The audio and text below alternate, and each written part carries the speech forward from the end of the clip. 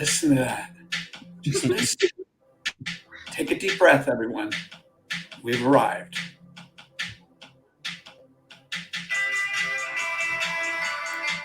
All right. Hey, everyone. Saturday, August 27th, here on the High Arts on the Edge page. My name is W, a.k.a. William. You know, been waiting for this event. Why?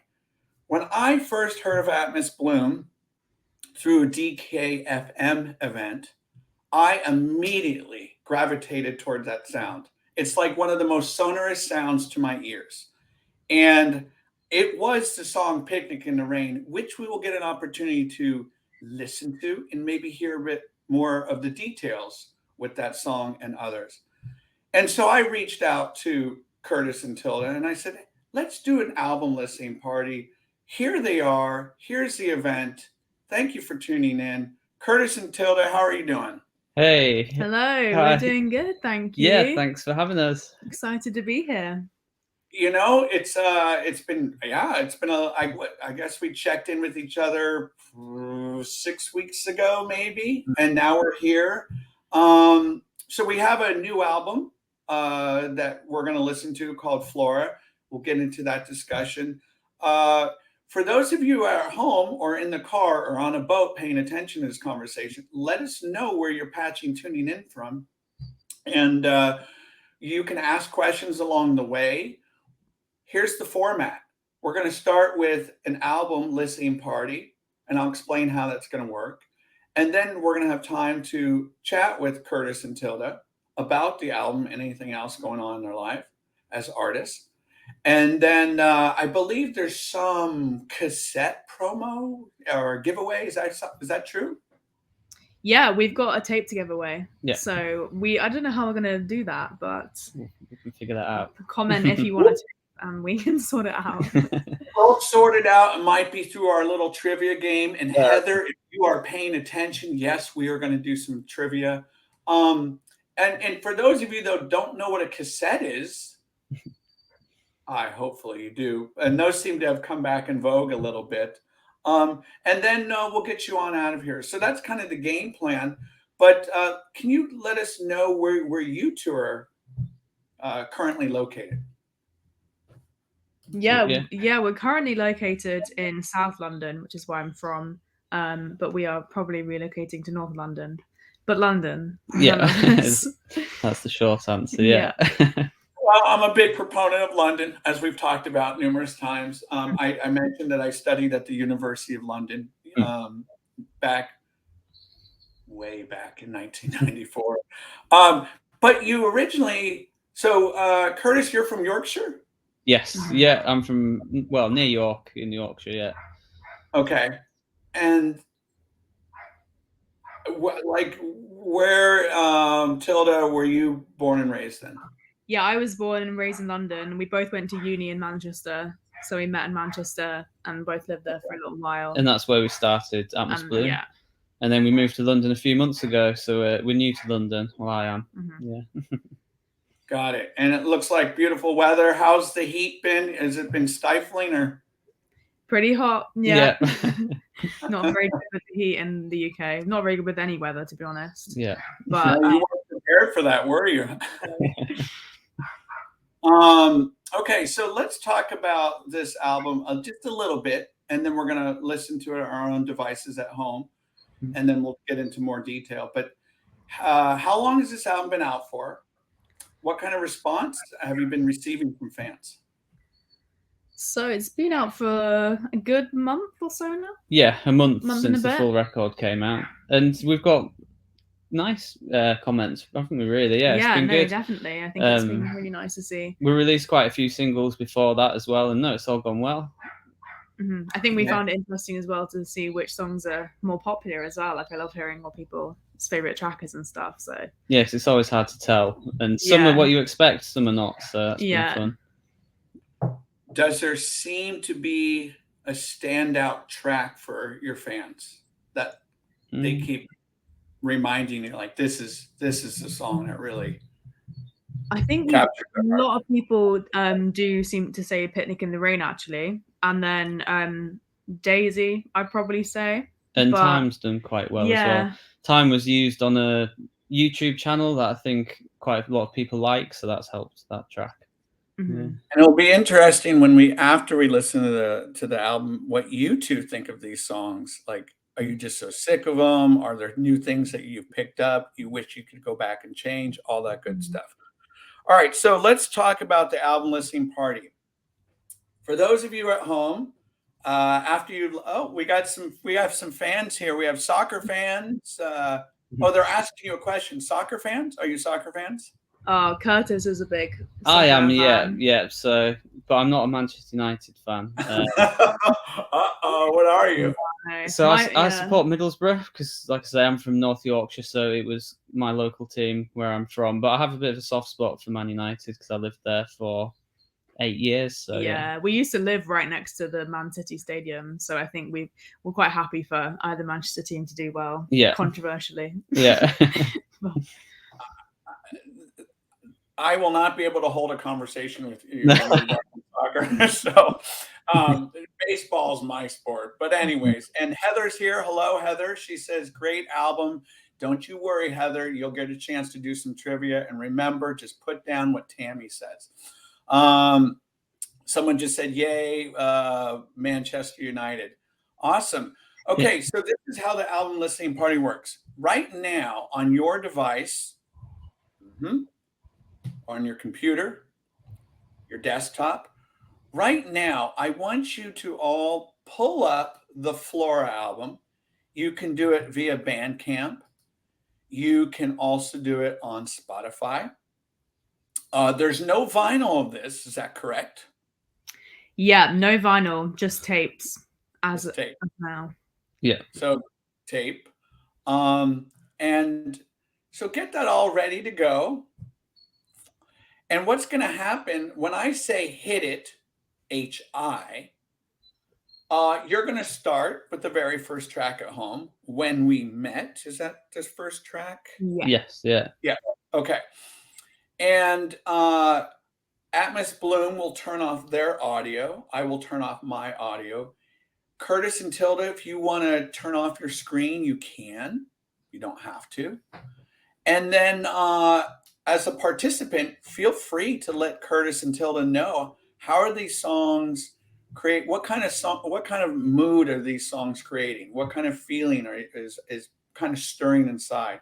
How do you connect to these songs? Anything you want to share. And if you want to ask them a question, perhaps they'll answer at the time, or they'll answer it during the Q&A time. And what I'm also going to do is I'm going to put the title of the songs in the comment box so people can follow along. Because once in a while, someone hops on and goes, I can't hear the audio, or what song are we on? And just a reminder for everyone, you will not be able to hear the audio on Facebook due to copyright issues. So you have to play the album at home on your own device, headphones or speakers, what have you. Curtis and Tilda, are you ready? We're ready, yeah. Yeah, we're ready. Okay, now, when I say hit it, everyone, you're going to hit play on your device. All right, enjoy the album Flora, and we're going to get in much more detail and discussion about this sparkling jewel here. All right, let me cue it up.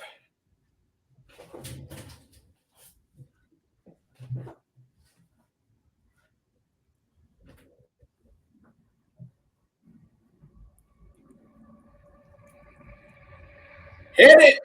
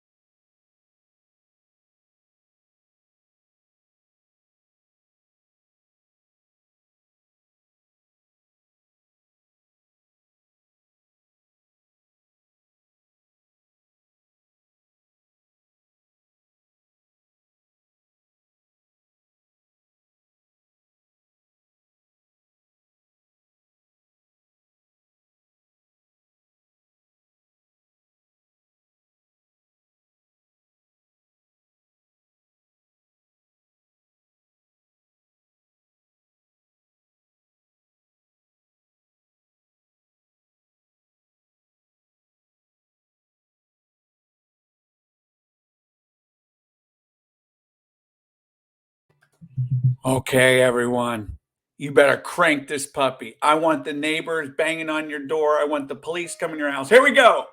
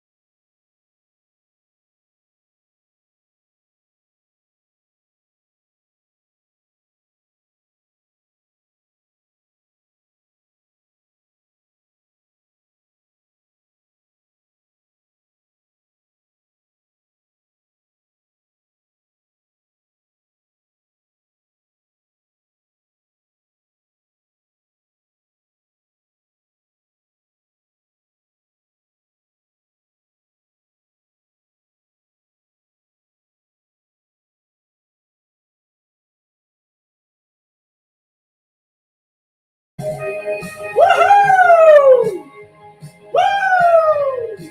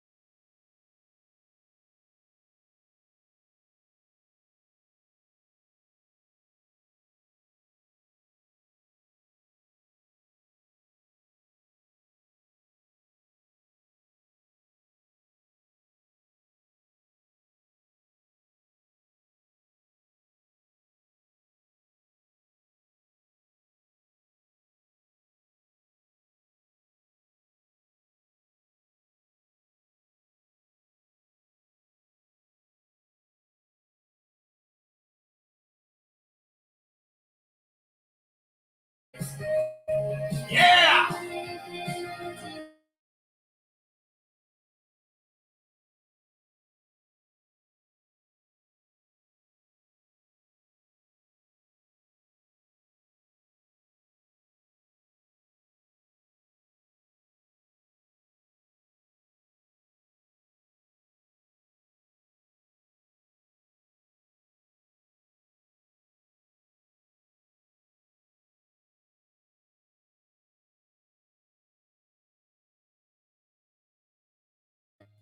Oh, so good.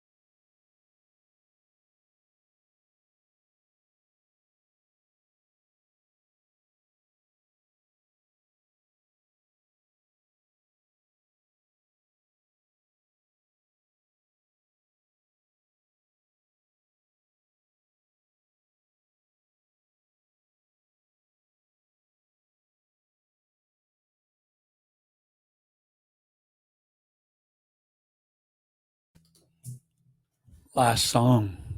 It is Morning Sun.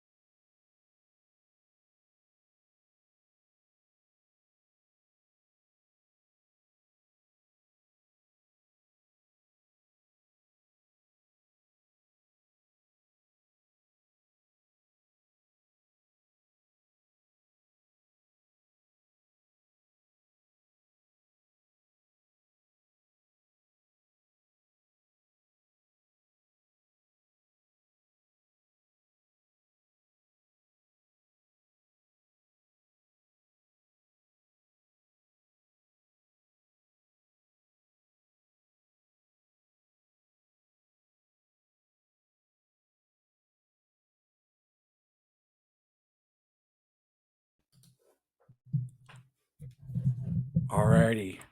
We are done, at least on my end. The album has ended. Curtis and Tilda, can you hear me? Yeah, we can hear you. Yeah, and we've finished here too. Wow, I agree with Tammy.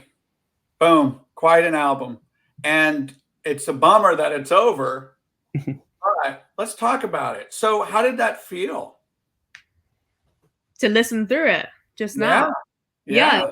Curtis was saying he hasn't listened to it in its entirety for ages. So it's nice to hear it, and kind of the way it flows, like you said, I feel like it kind of takes you on a little journey, but then it was flows really nicely, nice because when you're recording the songs, you can't help but over listen to them a little bit. Yeah. So then when you get to the stage of releasing it, I feel like you need a little pause, and we've had that now. So it was nice to listen to it again a month later. It was good. Mm-hmm.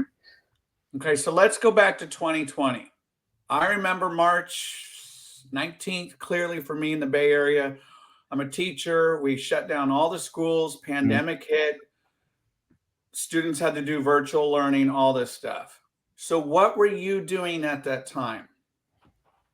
So me and Tilda were playing in another band, a sort of shoegaze psychedelic rock band in Manchester. A bit more experimental. Yeah. Atmos Bloom.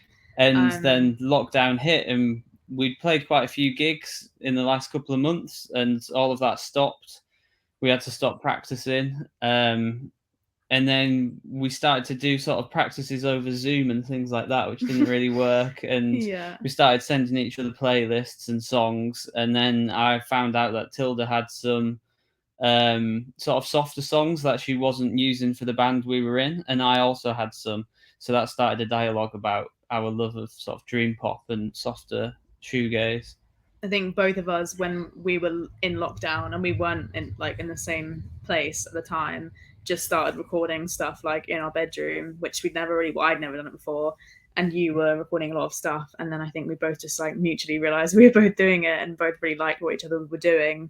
And then thought, we'll try and record some bits and see how it goes. So yeah, feels like a long time ago now. Yeah, I know, it really does. So let's actually go before that time. Now I'm 3 times the age of you. So when did music start to take shape in your life, and how did it take shape? Was it through grandparents? Was it through a parent, brother, sister? Give us a little bit of background about when music started to become a major part of your life. I'll let you go first. Yeah. I mean, I can't really imagine like music not being a part of my life. I mean, I was like, my mum's always gone to shows and concerts. So I was going to shows from a really, really young age, and it's kind of just always been part of like all of my life, really, I guess. And like I think I really remembered specific times in my life based on what I was listening to at the time and what I was going to see at the time. But I think I didn't really properly start playing music vaguely seriously, like in bands and stuff, until I was at uni. But always loved music, to be honest. And yeah, and I was similar in terms of my upbringing. When I was in Yorkshire, my dad has a really good music taste. He likes a lot of the old Manchester bands and things like that. So I was brought up with good music and went to lots of shows. And I played guitar from the age of probably about 12 or something, but I actually got a bit bored of it when I was maybe 15. And then I started again when I moved to Manchester when I was 18, and then I started playing in bands. But I think it was when I started writing and recording my own music, which was maybe a few years after that, when I sort of really, really got into it and fell in love with it.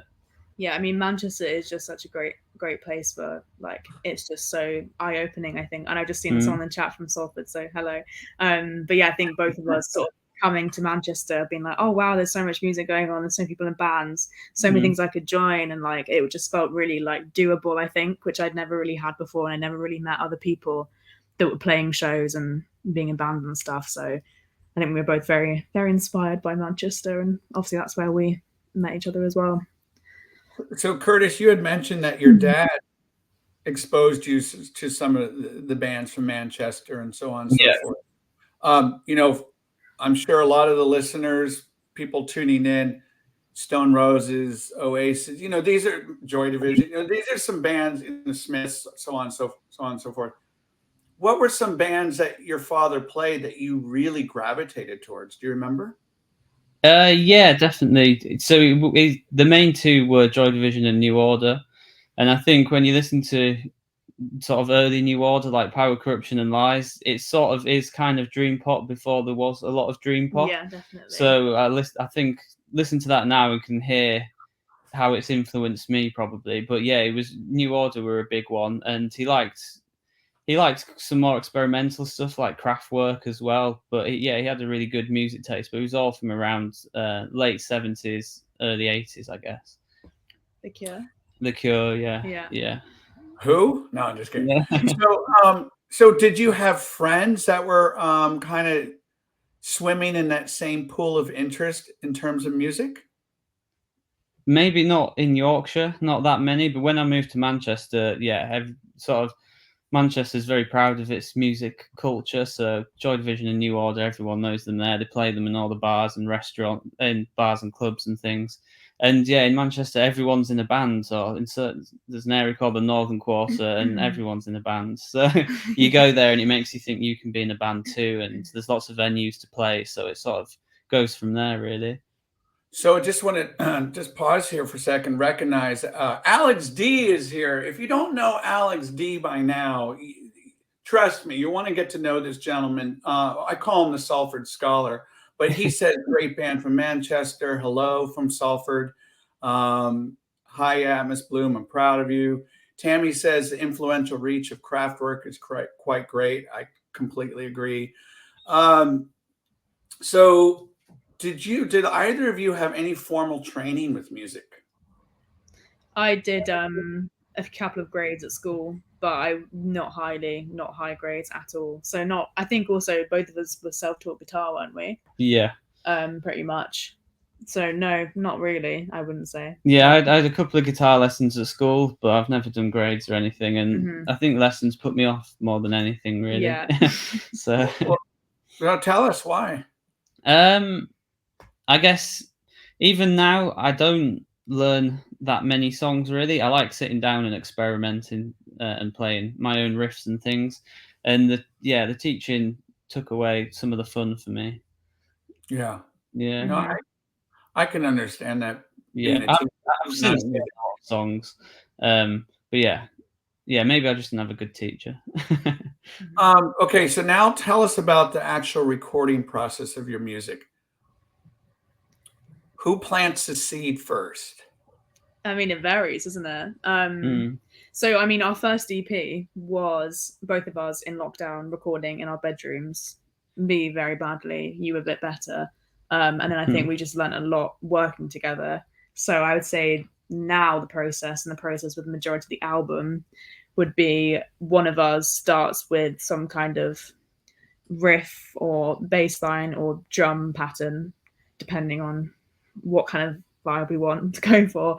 And then we just kind of both mess around, loop it, layer stuff, add bits and bobs.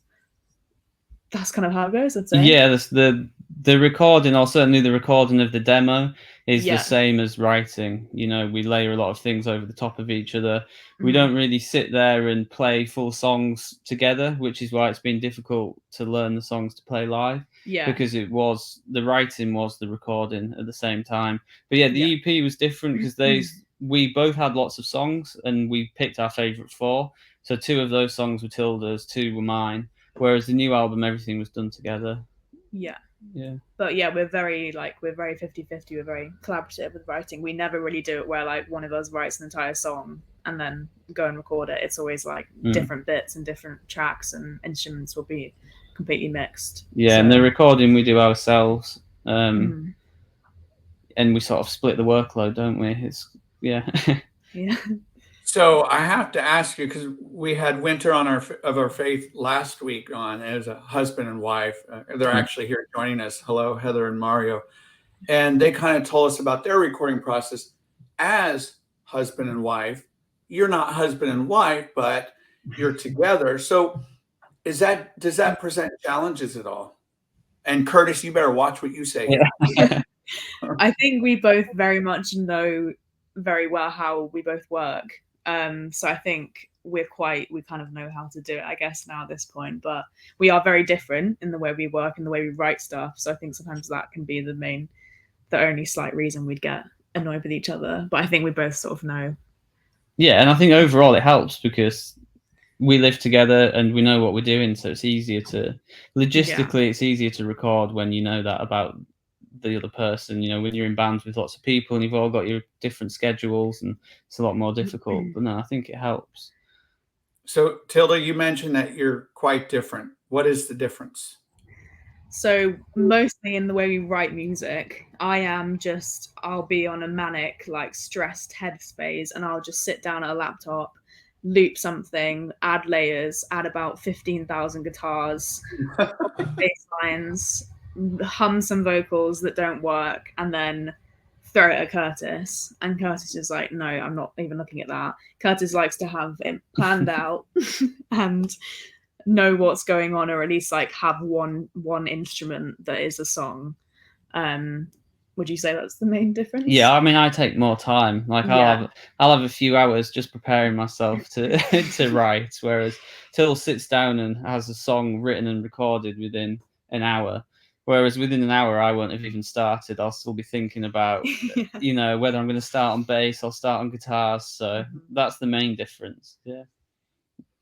That's fascinating. And, you know, so let's actually talk about the album, Flora. So many wonderful tracks on there. You obviously know how I feel about Picnic. But after hearing it all the way through, what are some things that you're proud of? And what are some things that you feel like, you know, okay, we could go, if we had the opportunity, we could go back and clean that up a bit? Yeah, I mean, we were just saying, I think when you're recording stuff, it's quite hard to listen to something objectively. And I think hearing it all in one piece is really nice to have some perspective. But I do find, like, when you listen to it a lot, you can eventually add parts.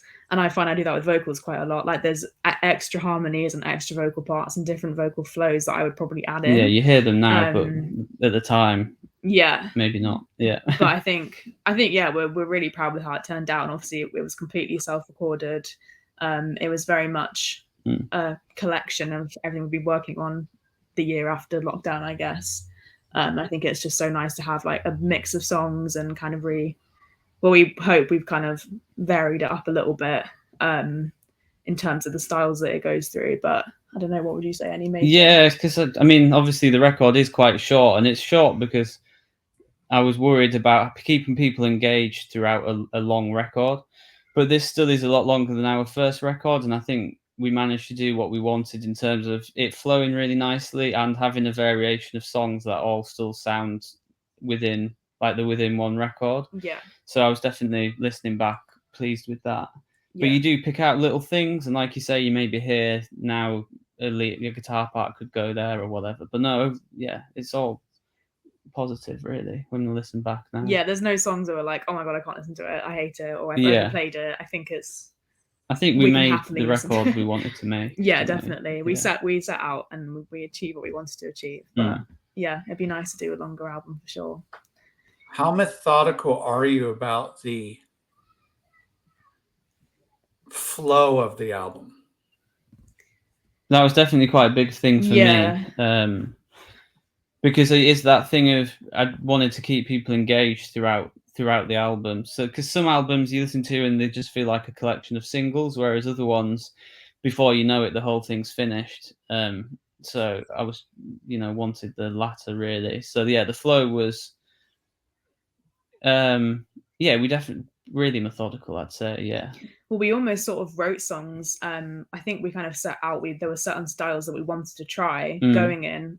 For example, like Time, we really wanted to make something with kind of lo-fi hip hop beats that we were really into at the time. Yeah. And so we were like, that's our lo-fi hip hop beat song, that's going to go there. And then, for example, Daisy, we just wanted like a sort of more upbeat, jangly, beachy, but also like gazy guitars, but in quite a chordy way.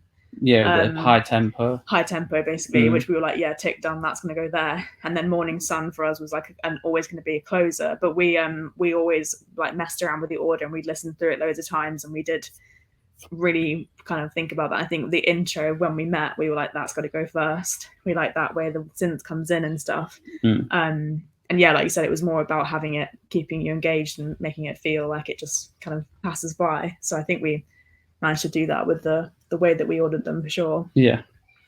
Do you have a criteria for yourselves and based on what you're hearing, and does it meet that criteria? Do you have a checklist that you're looking for while you're going over the songs after they have been crafted?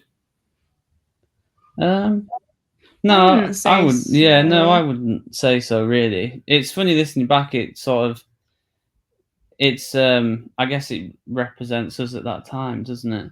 We wanted to we'd been in contact with Spirit Goth and we loved the label, and we wanted to make a record that would fit Spirit Goth really well. And you listen to it now and you hear lots of the music we were listening to at the time in there. Definitely. And I do think it is a very sort of Spirit Goth album. So that's the only thing I'd say I'd check off. I was like, yeah, that was something we wanted to do, and it is that. But in terms of the individual songs, we We're trying not to force things too much, really. Although we might say, I think it'd be good to have an up-tempo one. I think if you try and write a certain type of song, you can sometimes, like, I guess, quash your creativity a little bit. And also, we very rarely end up our songs sounding like what we set out, or if we're like, oh, if there's something that we write, we're like, oh, that sounds like that song, and then we actually finish it, it sounds nothing like that song that we were inspired by. So yeah, not really, I'd say. Let's talk about the album title, Flora. I haven't a feeling on what it kind of all represents, but what were you going for in that title? Yeah, I think definitely obviously the floral theme, the bloom theme. I always like albums that have like a name. I think there's quite a few albums that we like that kind of one word and a name. I don't know if you want to say this, but Flora was also my late dog. That's my family dog as well. Oh, okay. I always loved the name, even as a child. Like I chose that for our dog. But I think it just kind of felt right. Like it just sort of suited it. We felt, I think. Atmos Bloom, Flora just kind of. Yeah, you throw a lot of names around, and that one was always a favourite, wasn't it? Yeah. From the first time we thought of it, really. We struggle with it. Well, I really struggle with naming things and that kind of thing. I think that was one that we consistently went back to and was like, yeah, that would work. And yeah, and with the album cover as well, that we were quite into that whole theme. So tell us about the album cover. Who did that? So the album cover is actually designed by a student. Well, I don't know if she's still a student at Manchester School of Art. So we both followed the Manchester School of Art Instagram and saw a lot of her things, and we just thought they were so cool. And we just reached out to her, and we actually tried a few different pieces. And the album cover was a collage that she'd made a couple of years ago. And we were like, we love this, and we were thinking of the name Flora. Can we use it for our artwork? So. But no, it was really cool to have her on board. And then we asked her to do like variations of colors for the singles and then for the canvases. And it was really great to work with someone that actually is amazing with art, because our first EP was me messing around on a random BTEC version of Photoshop. So, but no, yeah, so that was really nice to work with her. Okay, so I want to talk about Picnic in the Rain. I'm going to play it for maybe 5 seconds, and I'm going to ask you a question. Are you ready? Yeah.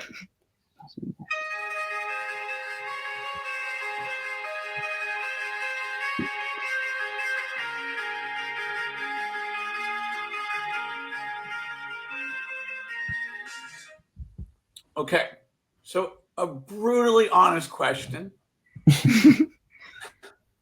When you hear that, what do you feel? What do you think? Do you know that has potential to just be this pop song of the year? You know, many fans would really embrace that song. Walk us through that song a little bit. So I'm trying to think how it started. I remember writing and playing that riff. You used to play that riff all the time. That riff's really fun to play. Yeah, it's really fun to play. Yeah, I remember just playing it over and over again, trying to nail it. But you know, maybe one note was off, and gradually one note at a time, getting closer to it sounding right, and then thinking that that could be the basis of a song. But I can't remember if there was already a bass line on there or what. There probably was, I think. But yeah, definitely. But sometimes you think that, and then you come back to it the next day and you don't like it at all. But that was one when you came back, I still really liked it, and I think it turned out well. And also, like we were saying, with the kind of having categories for the album, Picnic in the Rain was always like the dream pop one. I think it was like the one where we just were going to go for it in terms of like all the jangly guitar-y layers. We wanted to have like a sort of catchy, buildy bridge, and like that. I think that style is kind of like what we naturally go towards. Yeah, and that was why we picked that name and the lyric and everything, because we thought that was it was the most dream poppy song on the record. So let's give it the most dream pop title and lyrics and everything. It's very Atmos Bloom, that song, I think, and I think we could probably. Like if we wrote loads more songs to the album, they'd probably be that kind of style. But yeah, it was a long time ago. I don't know exactly how that came about, but it was definitely that intro riff, and we really wanted an intertwining to like riffs to come in and out with that one as well. And that would take a long time to get the kind of second bit there. And intertwining. Yeah. So Tilda, let's talk about the lyrics, either to that song or to other songs. How do you structure your lyrics? What's kind of the thought process? Do you do a lot of diary writing? Are you walking along, somewhere in London and you're, oh, I got something, or 3 a.m. or what's your process? I thought you were laughing at me because these are all things that you should do as a lyricist, and Tilda does not. And I really struggle with lyrics. That is my main thing. It's not natural for me. I was never good at creative writing or English, and I think you actually wrote most of the lyrics for that song, didn't you? Yeah, I think Curtis sort of does do, like, you've done little poems and little like writing down phrases and notes and stuff, which I just find so hard to do. And I think that, how did that song even start? I think actually that song I think was quite inspired by a lot of Dive lyrics, the kind of words that we used, like Follow by Dive. I think we like the way that Follow sounded. It's like a lot of soft sounds. I think a lot of our lyrics are more, what does the word sound like? How does it flow? Type thing, more than like, the story. But I think the title kind of summed up the feeling, I think, for the song. But I honestly can't even remember how those lyrics came about. What do you? No, not really. I remember thinking it needed like a line, like which would end up being the title as well. And we just thought that fit quite nicely with it being a dream pop jangly song. So yeah, it was very like a visual kind of thing for us. I think the song suited the visual image of having a picnic in the rain. I think it just kind of worked. It came quite naturally, and kind of a lot of the themes were sort of water and the sea and rain, and I love it. No, I absolutely love it. Do you ever, after you're done creating a song and it's on an album or EP, do you think to yourself, wow, I wonder how this would translate on stage? Or I can't wait to play this song on stage? Yeah, we've been thinking that recently because we've never played live, but we will be playing live soon. So we've been learning all these songs and thinking about how to play them, because a lot of them have lots of layered guitars, but when we play live, we'll only have 2 guitars. So we're trying to sort of transpose them into 2 guitars and things. And yeah, that one feels like it will work well. But no, because we've always been a duo, that's been a recording project. I guess not really, although I've always thought Daisy would be good live just because of the tempo and because it's quite fun to play again.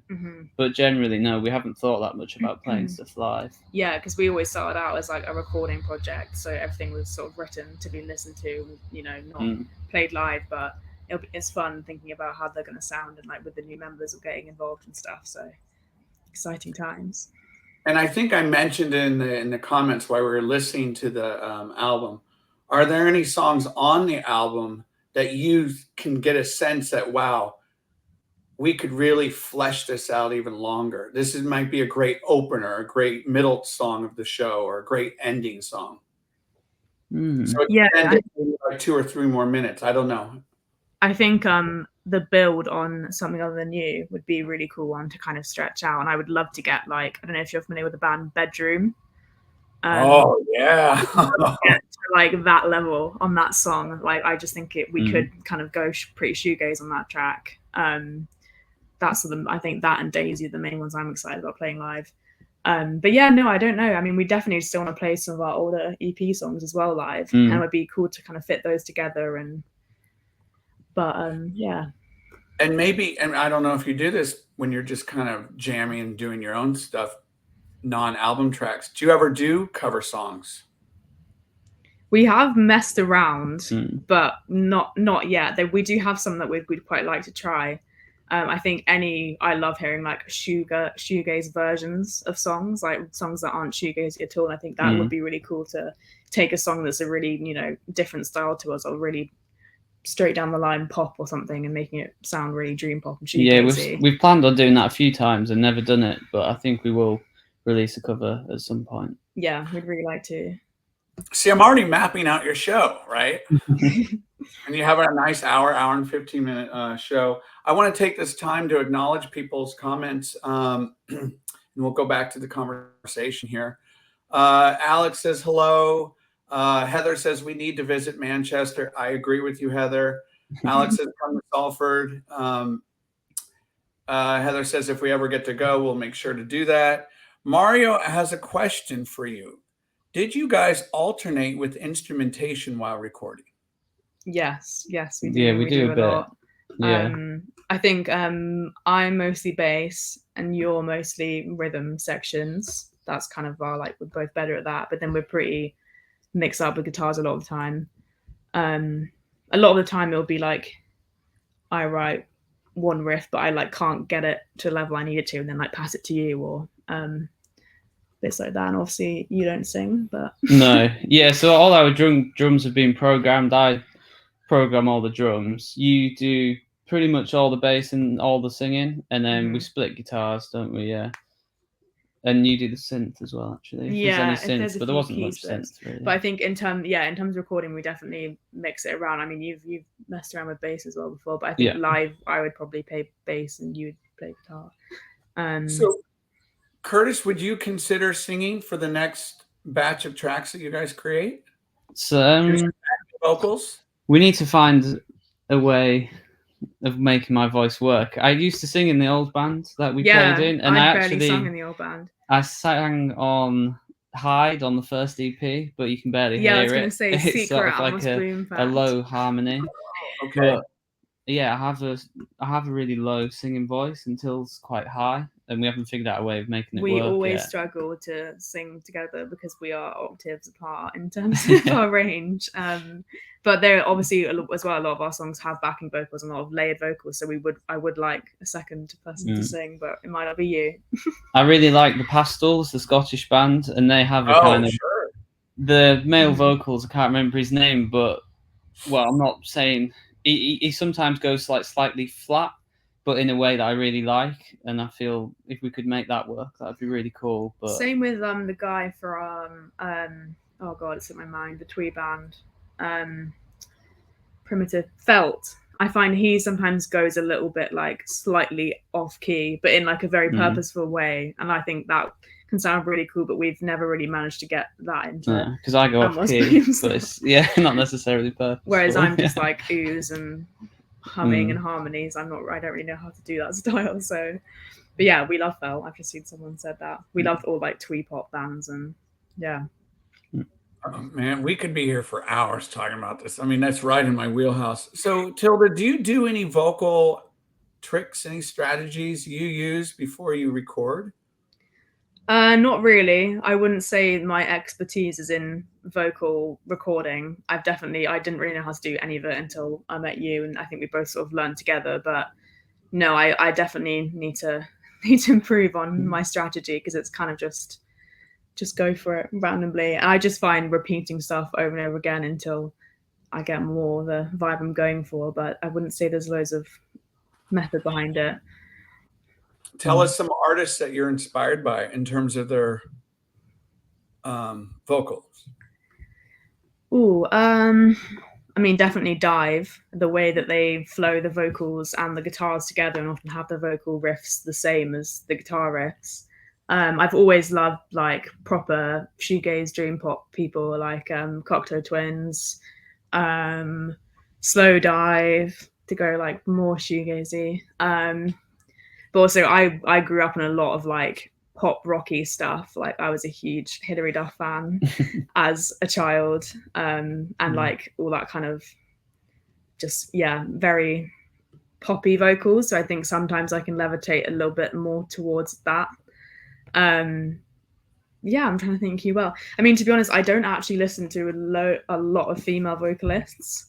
A lot of the stuff I'm inspired by is why? I don't know. I think, I don't. It's not like a purposeful thing, but I just like when vocals are kind of part like as an instrument, basically, which is my main influence, I'd say. So on the next recording of music that you do, how do you want to push yourself in terms of your vocals? What do you want to do a little differently than the last? Oh, that's a good question. I I'm not sure. I think I could probably take more time towards piecing lyrics together, that's for sure. And like, I don't know. That's a hard question. Maybe I need to spend some time with someone is quite methodical to kind of get some inspiration, because I'm not very, it's quite I just kind of have fun with it when I do it. So yeah. Curtis, what do you want to do differently? How do you want to push your skills and step more outside of your comfort zone? Yeah, so I've thought about that quite a lot, I suppose. So I think we're still both learning. I think we can do a lot more, and I think we're moving to a full band, and that's going to open up lots of things. I'm looking forward to using real drums, and also getting other people's input as well. And I think when we play live, we want like a tempo to the live shows. Mm-hmm. We want it to be we've got a sort of vision of what we want to do, which is quite, this dream gaze, a combination of shoegaze and dream pop, but also with Tilda's sort of pop melodies, because you have this natural sort of ability to write pop melodies, which you don't hear a lot over the type of shoegaze that I think we do. So I think, I've got a plan. Yeah, I can see it. I can hear it coming together, but we just need to get in a rehearsal room with some new members, and and we've got some new songs as well, actually, and see how they work in a group. So, what inspires you to write? Is it just taking walks? Is it a tragic incident? Is it all the above? What do you tend to get those ideas from? I think listening to other music for me is always like the feeling that you get when you listen to a really good song. I'm like, oh yeah, I wanna write something like this. Like walking. No, yeah, I mean, I just find it fun, really. It's how I like to spend my free time. And then when you think you're onto something that's good, then you get completely sort of addicted to it, and then that's all you want to do, and time just flies by. And however a few days later, you've got this demo, and then you might do something with it, or you might not. So it's it can be quite addictive. Yeah. Why do you think your music speaks to people? That's a hard question. I actually really don't know, to be honest. I think we definitely have fun with it. We definitely enjoy writing music. That's the only reason we do it. And I think maybe that's partly it, that you can kind of hear the enjoyment. I don't know. It's a hard question. I think some of the songs as well have a happy, sad thing, which I think can engage people, because you can hear different things in it depending on how you are at the time, I guess. We've had some people say songs are happy and other people say they're sad, and then that can switch, and maybe that keeps people engaged a bit. Yeah, definitely. I think when I was really start getting into dream pop and shoegaze, I was definitely like angsty teenager, and I think that can draw people into the genre initially, but then also, it's the happy sad. It's like, depending on what you're feeling at the time, it can be a really like release and joyful type of music to listen to, but then also it can be like comforting when you might need that. Tell us some of your hobbies outside of this. Do you do sports? Do you do what other kind of things that you're involved with? Yeah, I kickbox. That's probably my main hobby outside of music. Really? Yeah. What about you, Till? My main hobby is definitely music outside of working, to be honest. I wish I had more time for it. Walking around you time. Are a big walker. I used to be quite artistic. I did used to like more that kind of stuff, but music's the main one. It's the most time spent on, I guess. Yeah, listening to music as well, not just playing. We listen to a lot and like of going to shows, obviously. Like we love going to shows a lot. I mean, we both love like eating out. I love cooking. Yeah, you love cooking. You do. What do you enjoy cooking? I love cooking Asian food. Curtis gets mad at me because I will always make Asian food literally every day of the week. I like baking as well. Asian's my favorite. A good ramen, or some kind of like Chinese takeaway vibe, like fake away. How does I'm not going to go into extensive detail about it, but I told you what an influence just the city of London has had on my life for many years. So tell us how London inspires you. I mean, yeah, growing up in London, I was definitely from a very young age going to shows and kind of like following bands around and meeting bands and getting so excited by that. And I think it's so easy to do that in London, which is amazing. Trying to think, I haven't been here that long as an adult, but yeah, obviously there's just so much going on and there's so many venues and it's inspiring in that sense, I think. Yeah, I feel like my sort of London journey is just beginning, really. So yeah, we'll see, but I'm sure it will inspire me. Is it overwhelming at all in the sense of just a tremendous amount of, heavy population of people, the underground, the tube, all that stuff? Yeah, it is a pretty full on city. I mean, that's the thing. I think I'm quite used to it, in that sense. But yeah, it can get chaotic. Then also it's a good thing because it means there's always stuff going on. There's always shows to go to and stuff. So tell us some. We're going to get to one of my favorite parts of the Q&A session, which will be artists that you enjoy listening to, albums that have inspired you. Tell us a show that you've been to that really knocked your socks off, a concert you're just kind of blown away by. Oh, well, I remember in Manchester, there was a night called Mood Swings, and Mood Swings is, they put on 4 different bands and they're meant to be sort of different styles, and so they'll always have a couple of sort of local smaller bands and then a few bigger bands. And there was a night when we saw J.W. Francis, who's a sort of jangle pop artist from New York, Brad Stank, who's from Liverpool, Freak Slug, who's dream pop from Manchester, and who was the 4th one?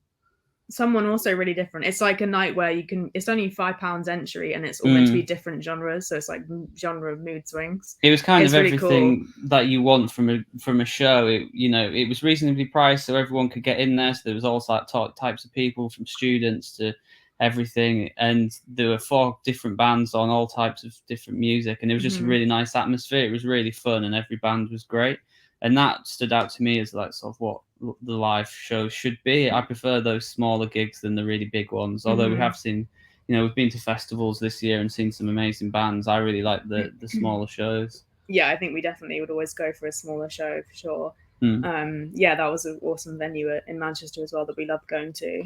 I don't know how many times I've mentioned Dive in this interview, but it's every time we see Dive, it's like, yeah. Yes, we saw them in London a month ago, and they're always amazing. Yeah, I haven't seen them. I've heard great things about their shows. So let's talk about some albums, if you don't mind. I've been listening to Wolf Alice quite a bit. Oh, no way! That was actually one on our list. Oh, really? Yeah. Because when I was a teenager, they were kind of my all-time favorite band, and I was sort of the peak time of when they were just getting really well known. So I would sort of follow them around and go to all the little London pubs where they were playing, and like really followed them as they did well. And I think that was probably the first time I'd loved a band at that level and seen a band I loved do that well. And also, I think just seeing like a frontwoman guitarist as well was probably the first band that I kind of like actually seen in person do that and loved. You're not as huge fan, as Wolf Alice as I am, but I especially loved the first album. But that one's great, and that one's got a track on it called Heavenward, and that is still like probably my favorite Wolf Alice song. Yeah. I love the way the ooh vocals come in and it builds, and yeah, it's great, that track. All right, so tell us 3 to 5 albums that we just hit on one, but any others? I think are probably top 3. Would you say anything? Yeah, so definitely one for me is Alex G's Race. I absolutely love that album, and Alex G was one of the first artists that made me want to record, because I read a lot about him, and I read how he records everything on GarageBand, and he uses this like $10 microphone and things, but his music's just so amazing.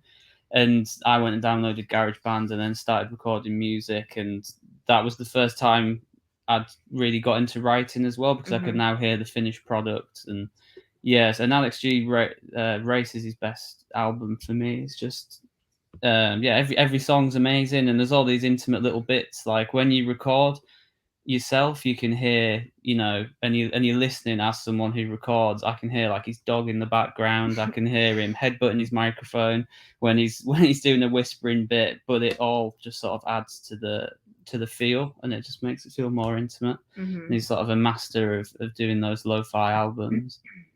Yeah, Alex G is always one of our top artists, probably the most listened to artist, I think, for us. In our house. Yeah. In our household. And yeah, obviously Dive, our favorite Dive record is definitely Ocean. Absolutely top album. Could never get tired of it. Probably our biggest influence as well is that album, I would say. Yeah, because Ocean, it was music that I'd never heard before, but it was so obviously influenced by everything that I liked. It was like someone had taken all my influences and then made an album that was even better than all those influences. Yeah. So there's a few albums like that, I guess. But yeah, that's the main one. We would love to go a bit more in the kind of krautrock, kraut gaze, as we like to call it, direction as well. And I think you mentioning about progression, I would definitely like to get more into krautrock so that I can do stuff more like that as well, I think, because I love kraut gaze. I love stuff like Dive that's kind of krautrock influenced, but I'd struggle to get really into like proper original albums that are krautrock. I think that would be cool to get into. But and then our other album was Beach Fossils. What a pleasure. Yeah, I think for all sort of indie pop bands, and Beach Fossils were the first big one, weren't they, really, that I remember. And again, had that DIY ethos at the beginning, where they recorded albums obviously on a bit of a budget, but they still sound great, and then went on to make really amazing records afterwards. Yeah. Tell us your plans coming up here, and we have the fall coming up, and then we have 2023. What are you working on?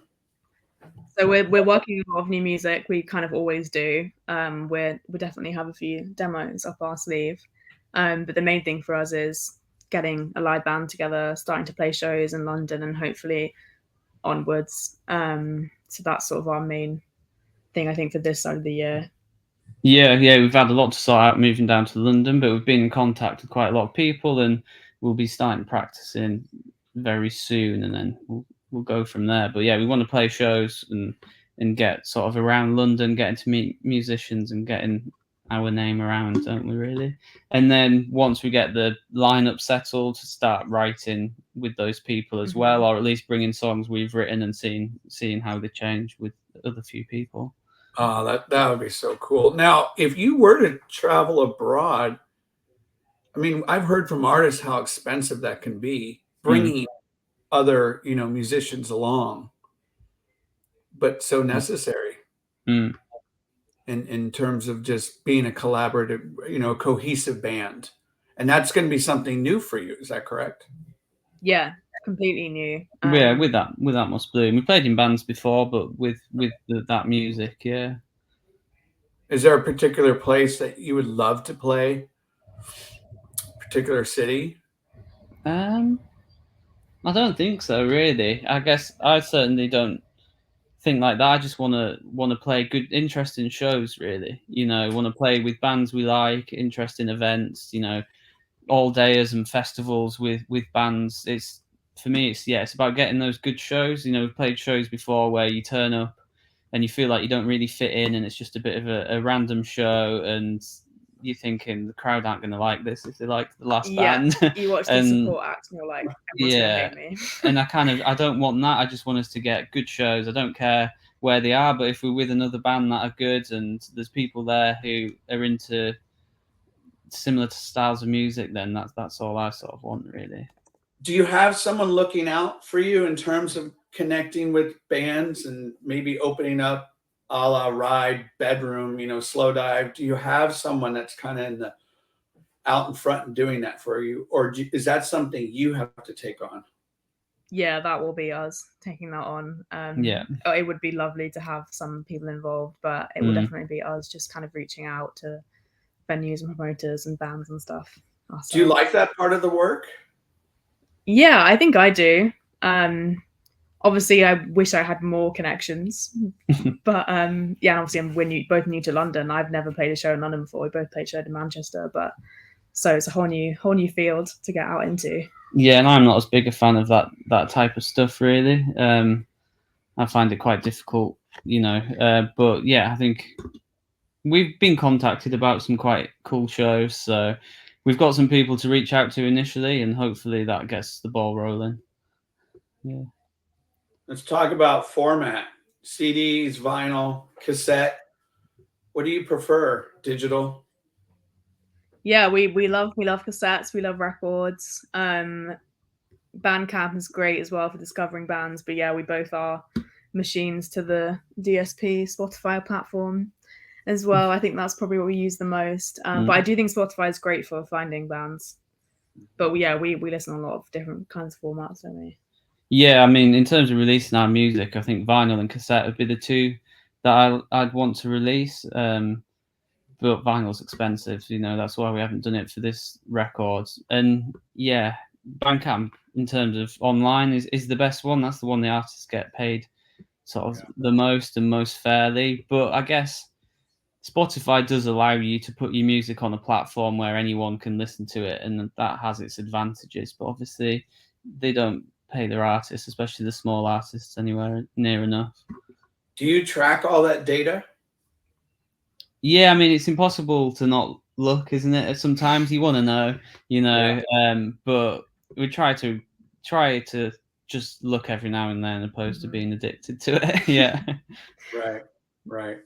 Well, so speaking of cassette, now you're offering a cassette of the album, and I thought what we could do is we can start our trivia around here, and then maybe the person that gets to 5 points gets the cassette. Sounds good, yeah. Mm-hmm.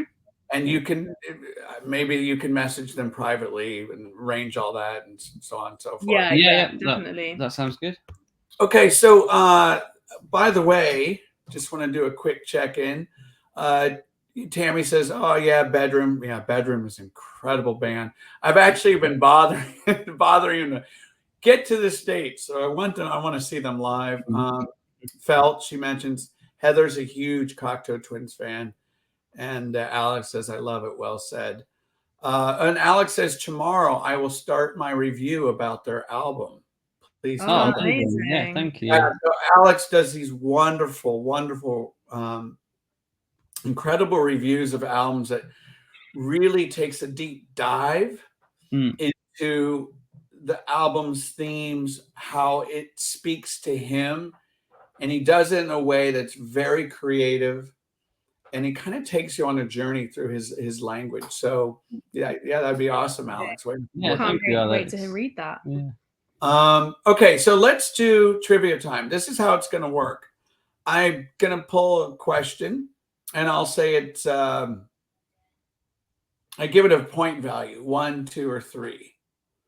And 3 is obviously a harder end question, 1 being what I might consider easy. 2 is right there in the middle. And then we'll have the participants post the answer inside the comment box. And the first person that posts the correct answer gets the points. Now, you two, if you want to do it privately, you can just go on the private chat and type in the answer, and I'll see it. And that's really it. It's all fun. Don't let it puncture your self-esteem. It's okay. And not everybody gets a cassette. Not everybody gets a trophy. I want everyone to know that right now. There is one clear winner. Let's do a practice question. And let me get them right here.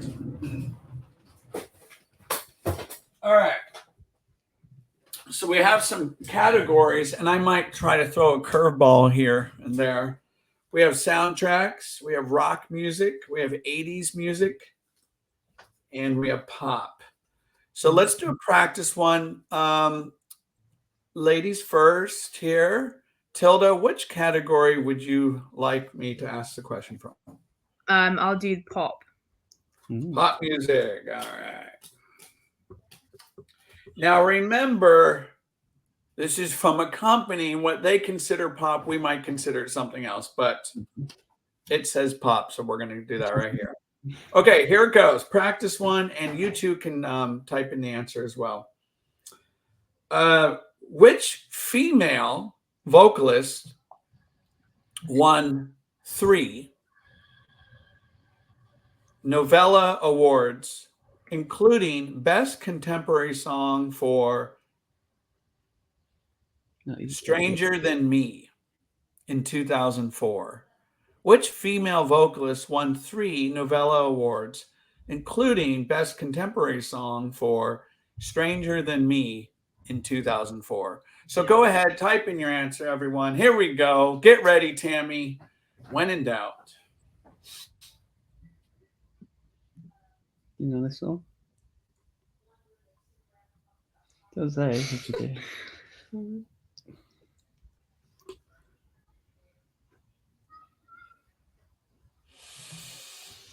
All right, we got an answer from Heather. Christina Aguilera.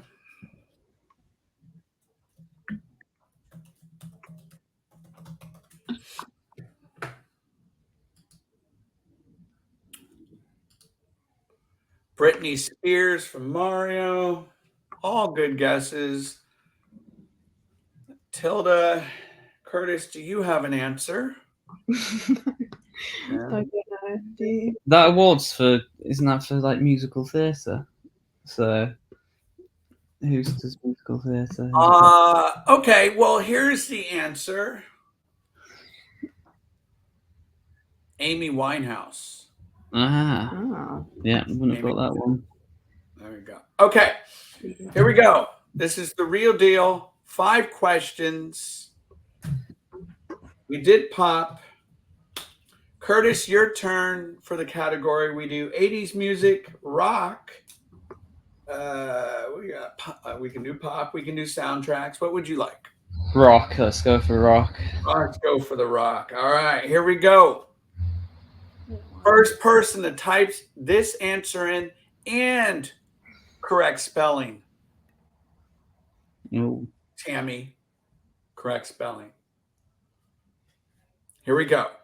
Name this band that includes the names of these people. Joey, Dee Dee, Johnny, Tommy.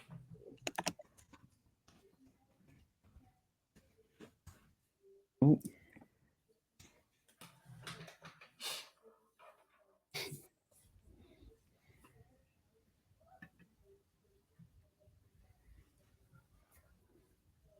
Ho! We got a winner. Actually, do we? Do we now?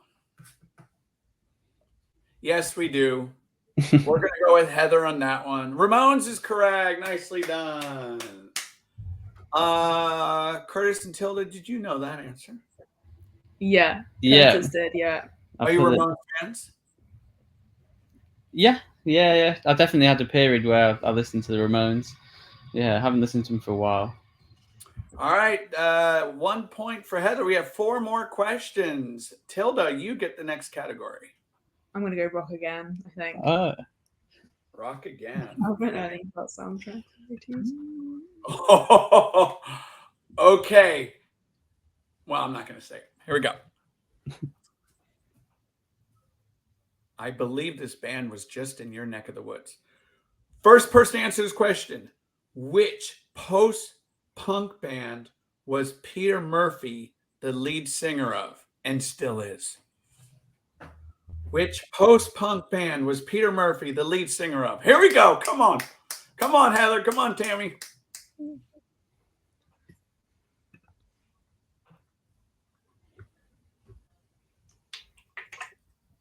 Mm-hmm. Bauhaus is correct. Bauhaus is correct. Nicely done. You two like Bauhaus? Yes, yeah. They've been on this amazing tour. I've seen pictures. Yeah. Astounding what they've been able to pull off. Okay, that's 2 for Heather. 2 for Heather. We have 3. Mario says too slow. Okay. I'm going to pick the category this time. My turn. And I'm going to do 80s music. 80s music. Do you like the 80s cheese? Yeah, I don't mind Don't mind it. Yeah. All right. Well, you're in trouble then. Yeah. Okay. We're going to go hip hop. 80s hip hop. Okay. Name this band that includes these artists: Professor Griff, Chuck D, Flavor Flav. Name this band: Chuck D, Flavor Flav, Professor Griff.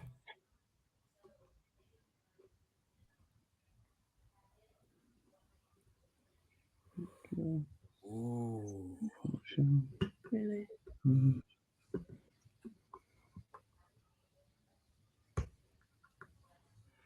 NWA.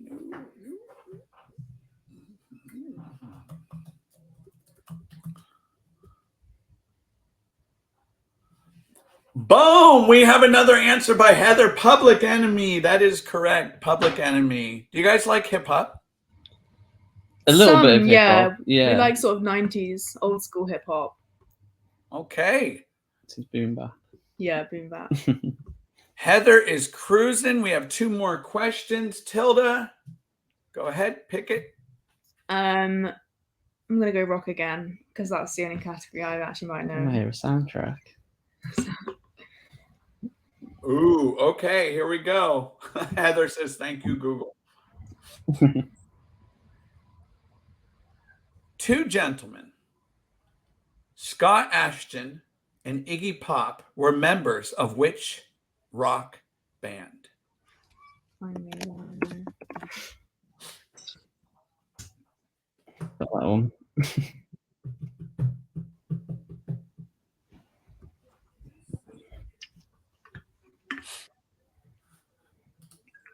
Ooh, so fast on the draw there. And still waiting from the participants.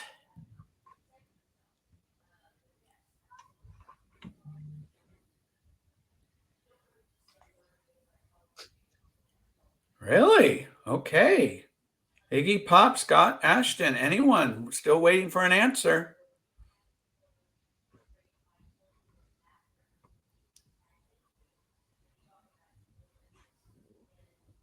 Ten seconds. Ask Siri. Call a friend. The Stooges is correct. Oh, Mario got that. Mario got that. Nicely done, Mario. 3-1. Last question. Curtis, you get the category. Let's go soundtrack. We haven't had one of those yet. All right, let's do soundtrack.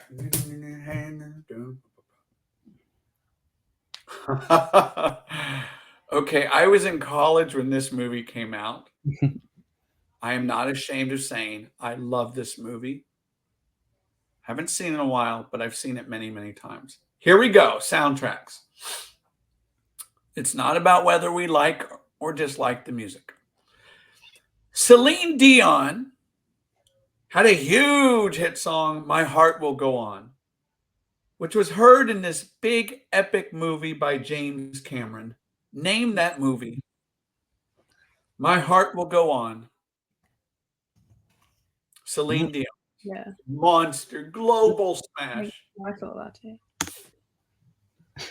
Is it cool? Titanic is correct. Yeah. I thought it was the... Who got it? Heather got it. Ding, ding, ding, ding, ding, ding. Heather is our winner of the cassette. We'll let you 2 take that offline with her and how she can receive this cassette.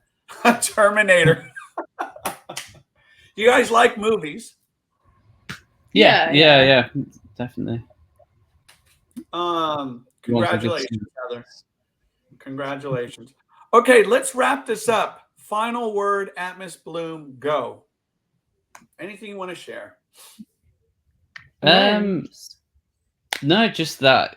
Yeah, we'll be playing live soon and releasing new music, which I think will sound a little bit different, but hopefully be our best stuff yet. Hopefully, be our best stuff yet. So yeah. Yeah, thank you everyone for listening. Yeah, and listen to the record. That's wonderful. And what do you think the chances are of you guys touring outside of the UK? We will have to see. We would love to, but it's obviously permitting. Yeah. Yeah. I think step by step. But if everything goes to plan, then eventually, yeah, yeah. Have you been to San Francisco or New York or LA or Chicago? Any of the bigger places? Only New York. We've both for been both to New of York, us. Yeah, but that's never been to the West Coast. Okay.